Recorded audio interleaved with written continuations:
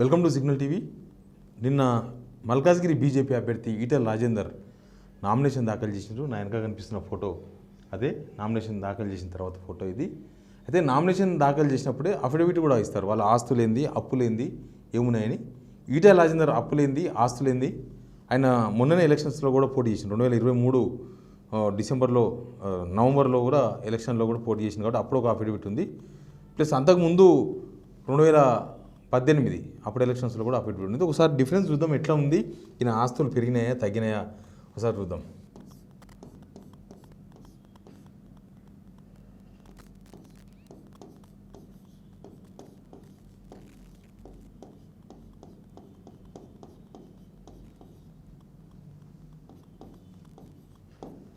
ఈయన సంబంధించిన ఆస్తుల ఎట్ట పెరిగినాయి ఏంది ఎట్ట తగ్గినాయి లేకపోతే ఏమైంది మొత్తం ఒకసారి చూద్దాం. ఇప్పుడైతే ఇది 2023 చూద్దాం. 2023 చూసిన తర్వాత నెక్స్ట్ ఇప్పుడు కొద్దాం 2023 మొన్ననే 6 నెలల క్రితం.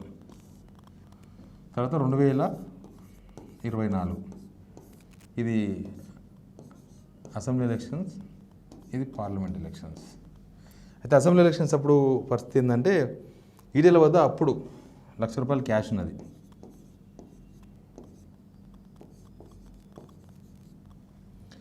తర్వాత భార్య జమున వద్ద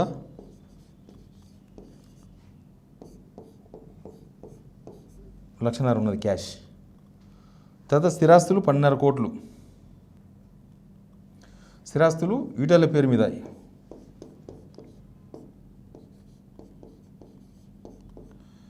ఈటెల పేరు మీద 12.5 కోట్లు.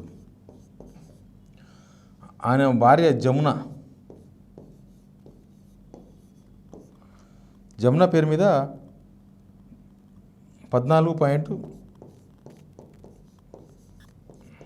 ఆస్తులు, ఇవన్నీ భూములు ఇండ్లు ఏమైనా కావచ్చు, బిల్డింగ్స్ అట్లాంటివి ఏమైనా కావచ్చు, అట్లాంటివంతా కలిసి ఉన్నాయి.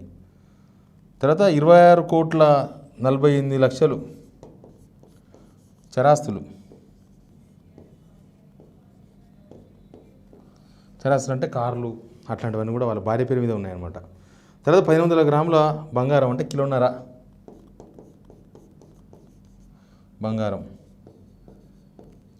బంగారం ఉన్నది. ఇదంతా 2023 అసెంబ్లీ ఎలక్షన్స్ అప్పుడే నేను రాస్తున్నా.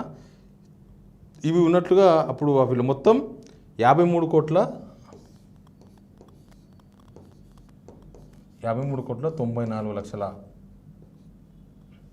ఆస్తున్నది. ఆల్మోస్ట్ 54 కోట్ల ఆస్తులు ఉన్నట్టు అప్పుడు అఫిడవిట్లో ఈటెల రాజేందర్ పెట్టింది. ఇప్పుడు ఏముందంటే ఇప్పుడు మొత్తం టోటల్గా 54 కోట్లు, పెద్ద చేంజ్ ఏం లేదు. 54 కోట్ల ఇది టోటల్ ఇప్పుడున్న ఆస్తులు. దీనిలో ఏమైందంటే అప్పులు పెరిగినాయి. ఇప్పుడు అప్పుడున్న అప్పులు ఎంత, అప్పులు ఎక్కడ పోయినాయి? అప్పులు 15.51 కోట్ల అప్పులు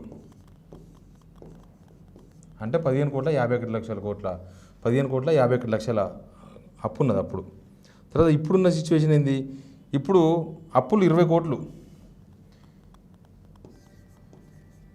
బహుశా అసెంబ్లీ ఎలక్షన్స్ అప్పుడు చేసిన అప్పులు ఉన్నాయి కదా, అవి తెలిసినాయి ఉండొచ్చు. అవి అప్పుడు ఆయన ఎవరు చెన్నూరు ఎమ్మెల్యే వివేక్ వెంకటస్వామి కూడా అప్పు ఉందని పెద్ద గొడవ అయింది. బహుశా అప్పు తీసినట్టున్నారు, అందుకే అప్పులు పెరిగిపోయినాయి. 54 కోట్ల అప్పులు నిన్న ఇచ్చిన అఫిడవిట్, నిన్న నామినేషన్ చేసిండ్రు కదా ఆ అఫిడవిట్లో. తర్వాత 54 కేసులు ఉన్నట్టు చెప్పిండ్రు. తర్వాత భార్య జమునకు సేమ్ చేతిలో ₹1,00,000 నగదు ఉంది. ఈటెల రాజేందర్ చేతిలో ₹1,00,000 మాత్రమే, ఈటెల చేతిలో ₹1,00,000 నగదు మాత్రమే ఉంది. 1,00,000 నగదు ఇంతే ఉంది.